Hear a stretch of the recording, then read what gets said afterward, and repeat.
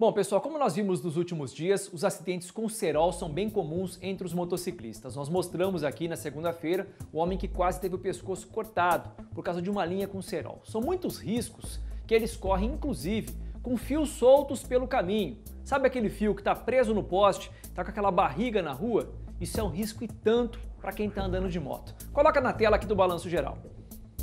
Capacete, luva de proteção, antena corta-pipa. Agora sim o Genomar pode trabalhar. Motociclista há mais de 10 anos, já são 4 trabalhando com a moto. Quem se arrisca diariamente no trânsito precisa buscar formas de se prevenir. E se tem antena, se chegar a acontecer, protege. Já passei perto de acontecer, mas graças a Deus não. O perigo que o Genomar está falando não é só do trânsito. O problema está aí. São os cabos de telefonia, internet, que ficam soltos no meio da rua. Olha só esse flagrante. O motociclista parou para retirar um cabo que estava suspenso no meio da rua. E tinha até um pedaço de ferro na ponta. Ele quase bateu no fio. Perigoso, né? É fácil para derrubar nós aí. Nós sempre tá na rua aí de moto aí, não tem o que fazer quando se enrosca nisso, né? O risco desses acidentes não fica só na teoria.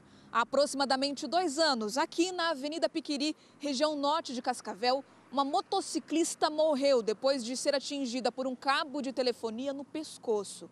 Era uma fiação como essa daqui que cruza a via. Os cabos foram rompidos no momento em que um caminhão passava transportando um maquinário agrícola. A jovem Patrícia estava no horário de almoço, indo para casa, mas nunca chegou. Esse vídeo mostra o momento em que os responsáveis pelo caminhão que rompeu os cabos retiravam a fiação do meio da rua. A partir daí a gente começou a implantar mais a conscientização também de usar antena corta-pipas, não somente para pipas, mas também para evitar esse tipo de acidente. Então, todo cuidado se faz necessário até que providências sejam tomadas quando cai um fio. Quase 2 anos se passaram desde a morte de Patrícia. A perícia apontou que a jovem morreu por asfixia provocada pelo impacto do cabo de telefonia no pescoço dela. 3 pessoas responsáveis pelo transporte do maquinário agrícola chegaram a ser indiciadas por homicídio e respondem em liberdade.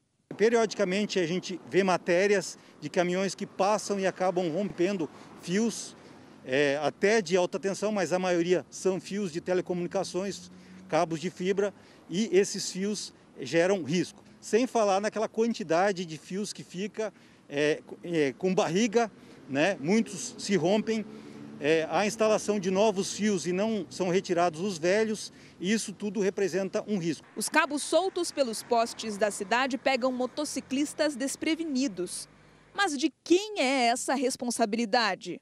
É obrigação das concessionárias de telefonia cuidar da manutenção da rede e zelar pelos padrões técnicos exigidos, como, por exemplo, o distanciamento do cabo em relação ao solo e também o distanciamento em relação à rede de energia.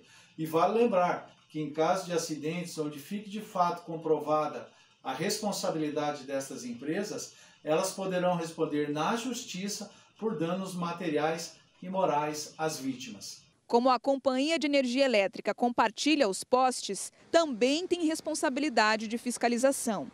Por nota, a Copel disse que faz inspeções a partir de denúncias e que a responsabilidade é das empresas de telefonia, em garantir que os cabos estejam numa altura mínima de 5 metros. O problema está aí, a responsabilidade é de quem, né?